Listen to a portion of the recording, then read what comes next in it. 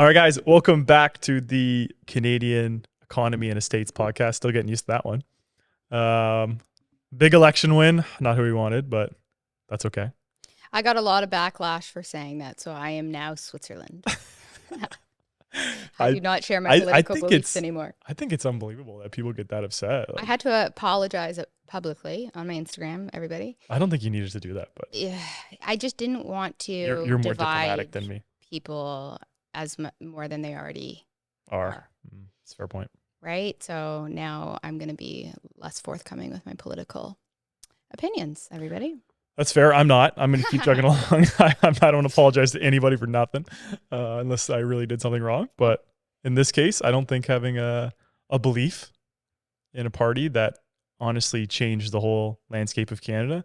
I just think that we needed change. So I did vote blue. Yeah. Everybody that I know, except for my dad, voted blue. So, did your mom vote Conservative? Yeah, she did. Oh, yeah. She's like, I'm canceling your vote, Jeff. That's hilarious. But like we said a couple podcasts back, I thought Carney was going to win. Ever since he became the Liberal Party leader, I thought that he was going to win just because of how he presents himself. And he's well-spoken a lot of times. He did well with Trump didn't really let him talk, but that was unbelievable. But for the most part, he was sticking to, actually, we'll get into it a little bit. Yeah, we'll get into it for sure. But I thought that the absolute collapse of the NDP has to be one of the craziest. He stepped down. Yeah, well, how do you not after that? Yeah. Do you know that when Jack Layton was the leader of the NDP, I think this was in like 2011, maybe 2012. I might have it wrong, but Stephen Harper was the prime minister back then for the Conservatives, but the NDP had 103 seats. Wow. Yeah. Really? And now they have 7 for people that don't know. But it's just been the decline of the NDP since then. And now they're at 7. Yeah. I saw it when they were counting. Actually, they called it at that point when they called it, and I knew Liberals had 1, had 2. It was at the start. I was like, oh my God, like the Conservatives could do this because they won 2 seats in Newfoundland Newfoundland is very much a Liberal strong, not just Newfoundland, but most of the Maritimes all the East Coast is red. It's red, usually very much always. so. Yeah. It was, for me, it was really hard. It's hard. It's still challenging to watch the CBC because like they were cheering as like PEI won the Liberal seat. Like it's just, I don't know. Does PEI have 1 seat? I think they have 1. Yeah. I actually don't want to say that off the top of my head, but they had the least amount because it goes based off population. Yeah. Although there's some arguments against things, but actually me and producer Nick were talking about this earlier that, you know how like votes get canceled out when you're in a stronghold? Yeah. Like if you're like, I'm in a Liberal stronghold or an NDP stronghold in Spadina, Fort York. Okay. Because I'm downtown. So like my Conservative vote really doesn't do much. Right. And it's called pass the post voting. So, in Oakville, I think you're Oakville East. Did you vote for Ron? So I was actually, my primary residence was located in Burlington. Okay, so you had to go to sold it. Yeah. So okay. Emily Brown. Okay, yeah. But basically, like another way to look at a voting system, and tell me what you think about this, is that everybody's vote counts. Yeah. So if the Conservatives get 40% of the vote, they get 40% of the seats. If the Liberals get 40% of the vote, because like if you live in an NDP stronghold, Liberal stronghold, and you're Conservative. Okay, back up, because I feel like that would have gone over some people that don't know politics too well's head. Yeah, so you win in politics. There's 338 seats in Canada, and you need 172 seats to hit a majority. So depending on the boundary of where your riding is, like Oakville has 2 ridings. There's Oakville East, Oakville West. It's similar to electoral votes in the States. I'm sure people have heard that. Yeah, heard of it too. Yeah. So like if you live in like a very big stronghold that is a Liberal stronghold and you're a Conservative, or you're an NDP and you're in a Conservative, like say you're an NDP and you live in Alberta and you're in a Conservative stronghold, like you're almost like, why am I even going to go vote? Because there's no way I'm going to beat all the Conservatives that I live around. So you're disincentivized to vote. Yes. So if you have it in terms of the popular vote and then it gets split amongst the seats, the percentage, it makes more sense. So just to give you another example, same with electoral votes. Yeah, just to give you another example though. So the NDP, they did horrible. Don't get me wrong. They had 7 seats, and the Québécois got like 22 seats or 21 seats. So they got about 3 times the seats of the Québécois, but the NDP overall got more votes than the Québécois. Yeah. So you're kind of, I'm not saying like I'm going to start this big petition, but it was just another way to think about it when I heard about that that idea. But anyways, just to touch on things. So the Carney and the Liberals, probably one of the greatest comebacks I've ever seen. In terms of how they did it. Pierre had it in the bag for years. And the Conservatives gained about like 20 something seats. They did really well. They increased the popular vote. They got the union people on their side. They got young people on their side. Like the future is bright. They made some mistakes. Saying defund the CBC wasn't probably the best thing you could say going forward.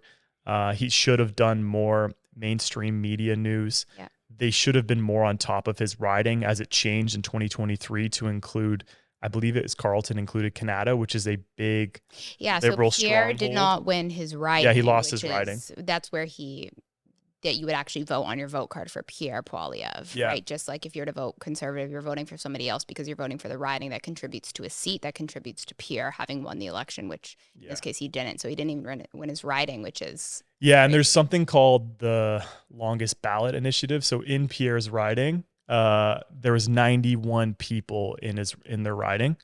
And so basically to get into a riding, you need support of 100 people, which isn't a lot.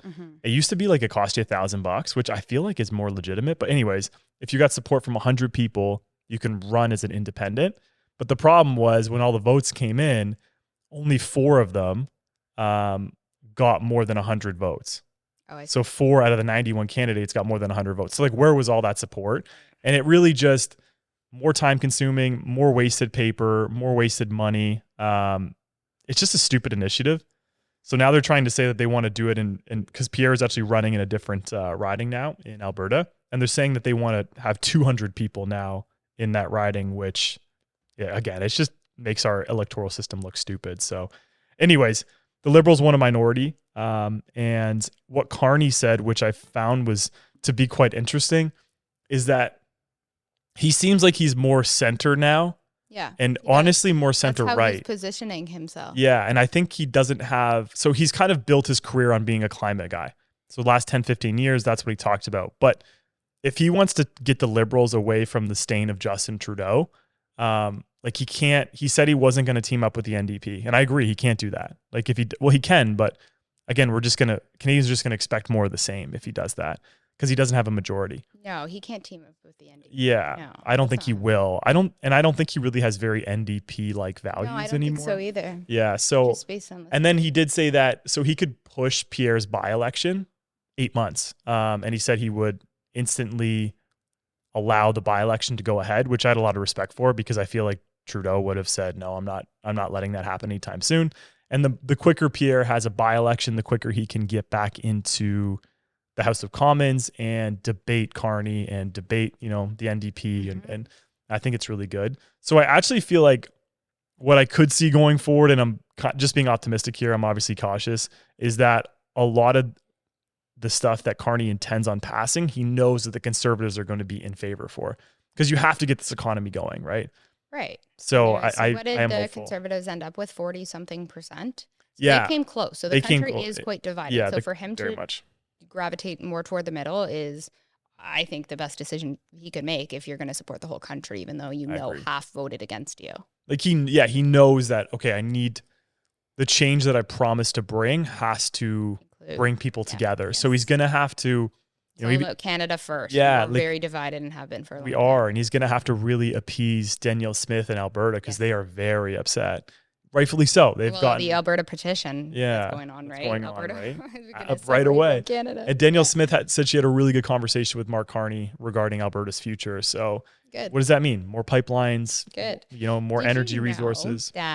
So remember when the tariffs first were announced, and Doug Ford said, "I'm going to shut off power to the states." Yeah. Because it comes from Ontario. Mm-hmm. Well, the pipeline starts in the west, obviously where the oil is, and it comes down through the states, like Montana, Minnesota, those states. It goes to Michigan. Sorry. And then it comes back up into Ontario. And then it comes back up into Ontario, and there's a valve that's called Dawn. Donald Trump technically owns it.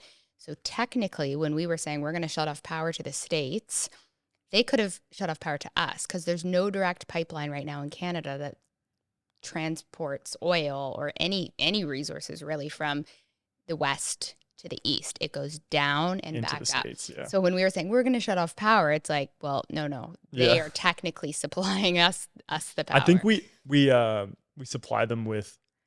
There's other things too. Yeah, hydro we supply them with, and that I think that's what he was threatening. But then, like you just said, if we send crude oil down into the U.S. and then the U.S. refines it and sells it. It's not even hydro either. Hydro comes up too. I was talking to somebody that owns the power plant in Ontario, and he owns some in Montana, and he's like, no, it comes up. Yeah, I know we have a lot of nuclear that we use. I'm just getting it. I'm not.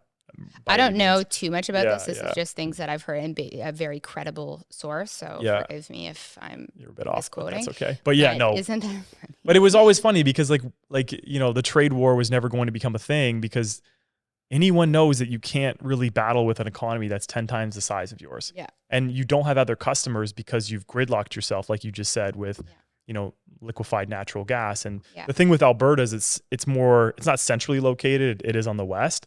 But to get to any sort of ocean, you need a bigger pipeline. So your customer only goes from the pipeline from Alberta down into Michigan. You don't have that Northern Gateway pipeline that takes it from Alberta to the west coast of Vancouver and then can send it to Asia. Or you don't have the Energy East pipeline that takes it from Alberta all the way across to, I believe, New Brunswick, and then that could send it to Europe. Yes. Yeah. So there's a lot of exist. there's a lot of projects that could get done. So anyways.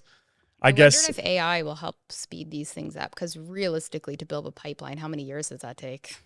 20. Yeah, I don't know. It could take a very long time for sure. I don't know. Yeah, and I think that was always the argument, was that by the time we finish it, we will not use oil and gas anymore. But I don't know if that's going to be true. So we'll see what happens. But anyways, guys, that's kind of the update on the election. I don't want to beat the dead horse any further. The Liberals got in.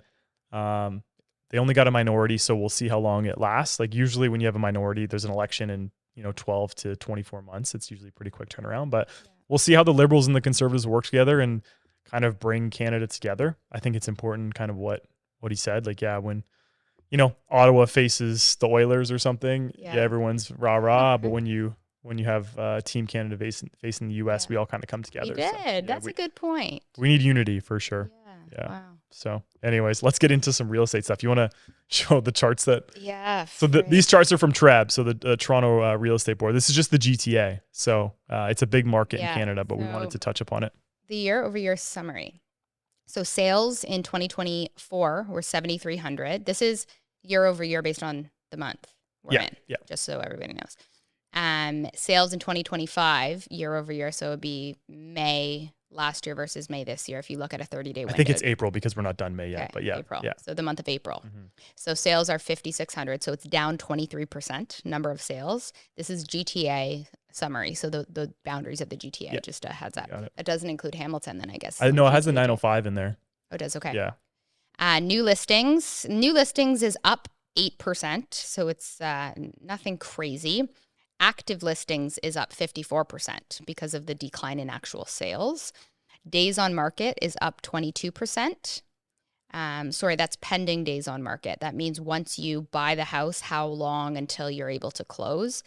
And then listing days on market is up 31%. Yeah. So expect your listing to take a little bit longer. I've honestly had this conversation probably 10 times with sellers that, if you're on week 3 and you're not really seeing anything, that doesn't mean that on week 7 you're not going to sell. At a decent list to sale price ratio. So I'm not seeing sellers take low balls. Days on market isn't so much a stigma that it used to be. If something was 40 days on market previously, you'd say, let's go in with a low ball. Now it's not so much the case. As long as you're listed for fair market value, they seem to still get a decent, which isn't on this chart, listing to sale price ratio. I just sold one in Niagara on the Lake for probably about 97% of asking. It was on day 80 something. It's a slower market out there. Yeah, it's just about coaxing them through the changes of the market. But we did get a good price, and this has happened with multiple listings. All of a sudden, they just sell. Yeah. I think that's not a bad thing to point out. The thing is that scariest here is that your sales is down 23%, but the number of active listings there are 54%. So either you have a lot of people who don't want to come to reality with the true price of their home, or you're going to have more inventory coming out, less sales, which will ultimately decrease the price. So the average price dropped 4.1% year over year. That includes everything. I'll get into a little bit more specific here too, but that means that, the asset that you bought, and this is short term, so don't be scared. But if you did buy, then you're not even keeping up with the 2% inflation that we're seeing. So only one GTA property type saw a year-over-year price increase in April. It was the 416 townhouse market, which saw a 0.7% increase. You had the 416 detached was down 6.8%. The semi-detached in the 416 was down 7.2%. The 905 townhouse was down 5.25%. And the GTA condos were down 6.8%, which I think will continue to fall as time goes on here. Yeah. And as we approach the summer months, typically it gets slower. However, historically that is the case, but we did see a busier summer one of these past couple years when the spring wasn't so busy. Mm-hmm. So sometimes when the default busy market isn't busy, the preceding one.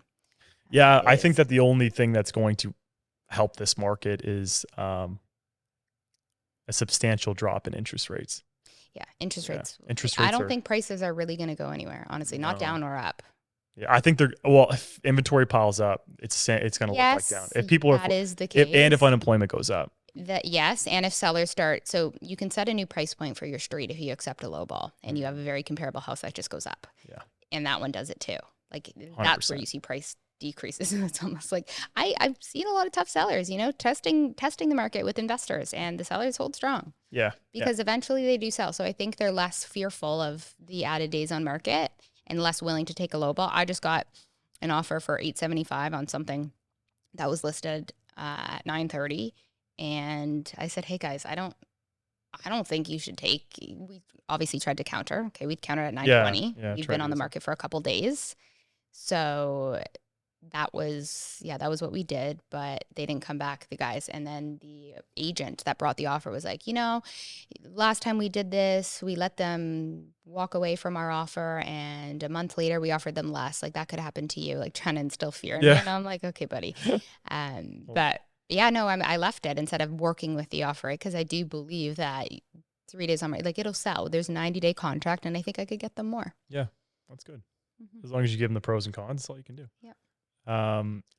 I wonder if though, like, I have a condo right now that I had it for sale and we couldn't move it for the life of us, like way better prices than even last year, but we had to put it for lease. And I wonder if the decline in international students, non-permanent residents will take a hit to rent where it might not make sense to carry it anymore. I could see that being a risk. Or the economy does really well and, our GDP per capita has sucked for so long. It's not really that challenging to get our GDP per capita up. Like, you really just have to import better labor standards and not flood the market with a bunch of cheap labor, which allows corporations to make more money because they're suppressing wages. That could be a huge scary thing too, right? Like, if AI does take a lot of jobs, then the unemployment will go up. If it doesn't create it should create jobs. Like, usually that's what you see. Technological evolution typically creates jobs. Yeah. But this way, AI is incredible. Like, I use it every day now. Like, I don't Google stuff. I literally use, even just to look, like, I'm like, hey, make me a chart. What I did was like, make me a chart of the Bank of Canada's overnight rate since 2008. And it showed me the average price and what the overnight rate was. It was just like, it takes 2 seconds. Crazy. Yeah. As opposed to before, it's like, okay, someone's got to go put this chart together. So yeah, it's pretty nuts. Yeah.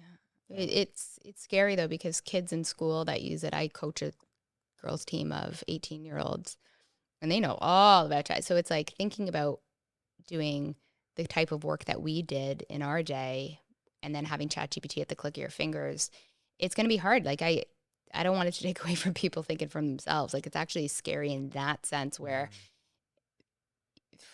get into conspiracy theories. But it's like what they could shift. It could shift the narrative, right? Like, look at what news outlets did to the election, right? Like, they pushed Arnie's the guy for Trump, and like, if AI has a certain narrative, if it's not unbiased, then what could happen there? But it's a good tool for now. Like, I think too, it'll like get rid of a lot of admin tasks at first. I think that's where we'll kind of see the first kind of iteration of unemployment hitting, is that, you could say, hey, send me the top 3 best restaurants in Toronto that you think I'd like, and I like this food, and they would send you to them, and it's like, okay, now book me a reso at restaurant number 2 at 7 p.m. and it goes and does it for you, right? Like it's just the So power wild. of it is going to be pretty wild. Oh, But that you know what? sounds Like right up my I alley. remember when we were talking about Uber back in the day, like if Oh, I I ever know. thought I'd be on my phone that I could just get a car to come with an app, Yeah. like rather than a But soon there's taxi, and I gonna could be see where it's going to be. And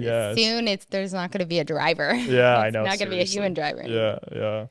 yeah. Anyways, let's finish Okay. up here. So, Yeah. Carney met with Trump. There was really no breakthrough and there wasn't any blowups. Like I think Carney talked for 4 minutes and Trump talked for Oh my 40. God, he talked over like crazy. What Carney kept doing is repeating, stop saying that Canada will be the 51st state. Yeah. There will always be a Canada. And then he was mouthing because Trump kept talking over him. Never, Yeah, yeah. never, never was He had a good analogy saying that Canada's like there's some real estate that will never be for sale and Canada's one of them. Yeah. He said, I spoke to the owners of Canada, which kind of like people like, who the hell are the owners? I think he meant to say he spoke to Canadians. He should have reiterated that a little bit better. Yeah, yeah. Because I don't know. Because a lot of people were like, Who owns was he Canada? asking like the crown, which is like the king and queen in England? What? Yeah. That's wild. So I think that's kind of where people took that. But yeah, there wasn't really much to it, right? Like Trump still said he's not getting rid of the tariffs. But I think Carney went in. He campaigned, and again, it's a campaign, so you have to be like this, elbows up, and I'm gonna dominate Trump and stuff like that. And none of that happened. It was more diplomatic than anything else. So, yeah, I think Trump just wants to make a deal. He's working with India right now. There's talks. The market went up today because there's talks with China that they're going to make a deal, and that's what I always said. Announcement that he's going to give out tomorrow. So by Yeah, the there's a time big this is announcement. aired, there's Yeah, a big yeah. announcement. So It's we'll see what that is. I think it has something to do with the Middle East and the UAE. Okay. Well, I didn't know if you saw, but India and Pakistan are I now did, going yeah. at it. Yeah. Yeah, no, I know. Well, there's some big announcement. I think it has to do with the Middle East, but I think it's him making deals because that's what he likes to do is he likes to make deals. So, anyways, that's kind of like it. I was expecting a bit more from the White House meeting with Carney, but I mean, I guess it was short and sweet, and they will now kind of iron out a deal on what they want to do going forward. He did reiterate that they don't need our steel and they don't need our lumber; that they have their own. I know. Which isn't great, but we will see what happens there. Other than that, yeah, the market's slow. There's a lot of uncertainty. I mean, consumer confidence is still in the drain. And the U.S. meets today for their sort of rate cut meeting. It's supposed to stay the same. Inflation was down. It would be a shock to the market if they did cut. It would be really good for the market if they did cut. It would signal that they're positive again. But yeah, here we are. The market's down. Lots of inventory out there if you are shopping. If you think it's going to go down further, then don't shop. But yeah, if you want to get out there with conditions and negotiation power, you can do that now. And work with us. Yeah, work with us. Well, we appreciate you guys tuning in, and that's it for the election talk, which is nice. I feel like we can focus on. I won against you. Yeah, you did win that one. Yeah, unfortunately, I was just an internal optimist, which didn't work out in my favor. I should have looked at the polls harder. I actually got polled yesterday by Ecos. Oh, you did? Yeah, they called me. I was like, I thought the polls were fake, but maybe they're not. Yeah, they asked me who I voted for. We'll just finish off. They asked me how many vaccines I got. Oh my God. So I think they're gonna relate. Well, I think they're gonna try and relate like conservatives to vaccine deniers. But anyways, it was funny. If you guys do want to work with me and Brooke, we work in the GTA area out west and into Hamilton and Stony Creek in those areas. So book a call with us if you have any kind of inclination to move or buy, or you just want to have a chat. It's absolutely free. We just go over your situation and we see if you're a good fit. Sorry, you see if we are a good fit for you. Excellent. That's about it. You got anything else? That's all for me today. All right, we'll see you next week. Bye, guys.